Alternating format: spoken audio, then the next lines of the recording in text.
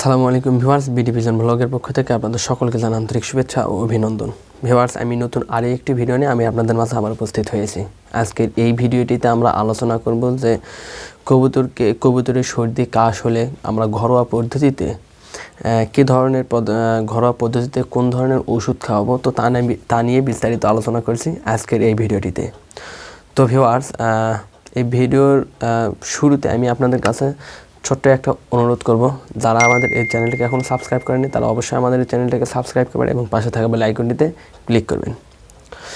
তো ভিউয়ার্স, আমাদের দেখা যায় যে শীতের ভিতরে দেখা যায় কবুতরের জ্বর সর্দি কাশি হয়। তো এই সর্দি কাশির ওষুধ আমরা সাধারণত কখনো ভেটেরিনারি ওষুধের দোকান থেকে, কখনো বা মানুষের ডিসপেন্সারি ওষুধের দোকান থেকে এনে কবুতরকে খাওয়াই। এতে দেখা যায় যে কবুতর শারীরিকভাবে দুর্বল হয়ে যায় এবং কবুতরটা ধীরে ধীরে আরও অসুস্থ হতে থাকে। তো আমরা যদি কবুতরকে যদি ঘরোয়া পদ্ধতিতে ওষুধ তৈরি করে কবুতরকে যদি আমরা খাওয়াতে পারি, তবে আমাদের জন্য অত্যন্ত ভালো হবে। এবং সেই সম্পর্কে জানতে আজকের ভিডিওটি আপনাকে পুরো দেখতে হবে। তো আপনার কবুতর যখন দেখবেন যে আপনার কবুতরের জ্বর বা সর্দি হয়েছে, সেক্ষেত্রে আপনি কি করবেন? সেক্ষেত্রে আপনি আপনার কবুতরটাকে আপনি মানে ঠান্ডা যাতে না পায় সেরকম কোনো ব্যবস্থা করবেন। আপনি যদি পারেন আপনার কবুতরের খাঁচাতে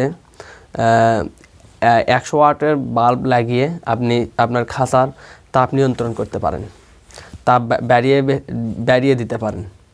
তো এভাবে করলে হবে কি, এবং আপনার কবুতরের খাঁচাটা ভালো করে চট দিয়ে এবং পলিথিন দিয়ে ভালোভাবে ঢেকে দেবেন।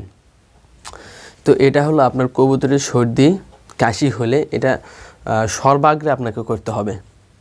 এবং আপনি ঘরোয়া পদ্ধতিতে কীভাবে ওষুধ তৈরি করবেন এবং কি দিয়ে আপনি ঘরোয়া পদ্ধতিতে ওষুধ তৈরি করবেন।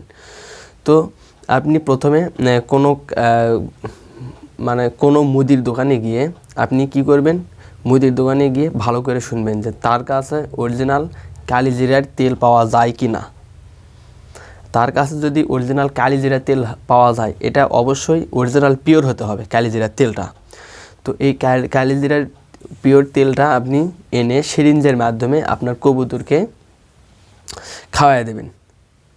তো কবুতরকে যখন খাওয়াই দেবেন তখন দেখবেন যে সাথে সাথে দেখবেন যে তার ভেতরের যেই ঘরের যে শব্দটা হয়েছিল হাঁপানি হওয়ার পর যখন যেমন হা করে নিঃশ্বাস নিচ্ছিল, এই হা করে নিঃশ্বাস নেওয়াটা কিছুটা হলেও বন্ধ হবে। তো এভাবে আপনি আপনার কবুতরকে অবশ্যই 3 দিন প্রয়োগ করবেন।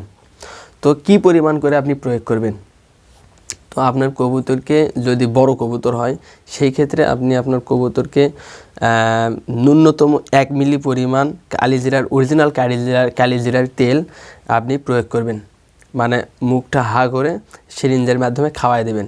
তাতে দেখা যাবে যে আপনার কবুতর কালিজিরার তেল খাওয়ার ফলে তার সর্দি কাশ একবারে ভালো হয়। একবারে 100% নিশ্চয়তার সাথে আমি বলতে পারি যে আপনার কবুতরের যদি সর্দি কাশ হয়, আপনি যদি কালিজিরার তেলটা খাওয়ান, সেই ক্ষেত্রে আপনার কবুতরের সর্দি কাশ 100% ভালো হবে। তো এছাড়া যদি আপনি কালিজিরার তেলটা না পান, সেক্ষেত্রে আপনি কি করবেন?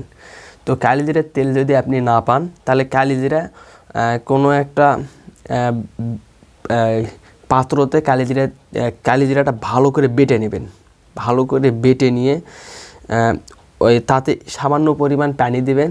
তাহলে দেখা যাবে যে ওটা একটু 18 সাইজের যখন হবে বাড়তে তখন আপনি ওটা দলা করে আপনার কবুতরের মুখ হা করে কবুতরের মুখে দিয়ে দেবেন।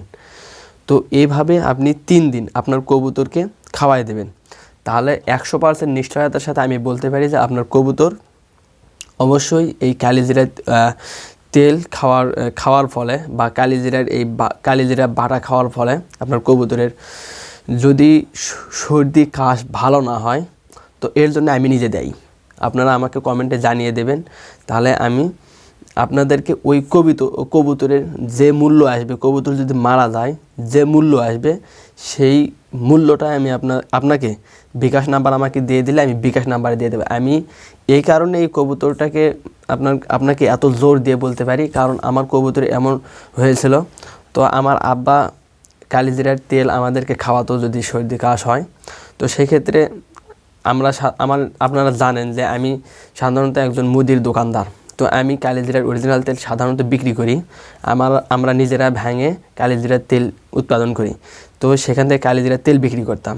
তো আমি নিজেও কালিজিরার তেল নিজের জন্য আমি আগে খাই। আমার সর্দি কাশ হলে আমি নিজের জন্য কালিজিরার তেল খাইতাম। খাওয়ার ফলে আমার সর্দি কাশ একেবারে ভালো হয়ে যেত। তো একদিন হঠাৎ করে আমার মাথায় বুদ্ধি আসে যে আচ্ছা, আমার কবুতরের তো এরকম সর্দি কাশি হয়েছে, তাই আমি যদি আমার কবুতরকে যদি এভাবে কালিজিরার তেল খাওয়াই, তাহলে কি আমার কবুতরের সর্দি কাশি অবশ্যই ভালো হবে। তো আমি একদিন দুপুরবেলা বাড়িতে এসে তো আমি দেখি যে আমার কবুতরের হাঁপানি রোগটা অনেক বেড়ে গেছে। হা করে মানে শ্বাস নিচ্ছে জোরে জোরে এবং শব্দ হচ্ছিলো ঘর ঘর করে। গলার ভেতরে যখন ঘর ঘর করে শব্দ হলো, তখন আমি কী করলাম, কালিজিরার তেল সিরিঞ্জের মাধ্যমে 1 মিলির মতো নিলাম। 1 মিলিরও একটু কম ছিল। তো 1 মিলির মতো নিয়ে আমি আমার কবুতরটাকে খাওয়াই দিলাম। দেওয়ার সাথে সাথে দেখলাম যে কবুতরের গলার ভিতরে যে ঘরঘরানি যে শব্দটা ছিল, এটা একেবারে বন্ধ হয়ে গেল। তারপরে এভাবে আমি ওই দিন পরের দিন আর কালিজিরার তেলটা খাওয়াইলাম না।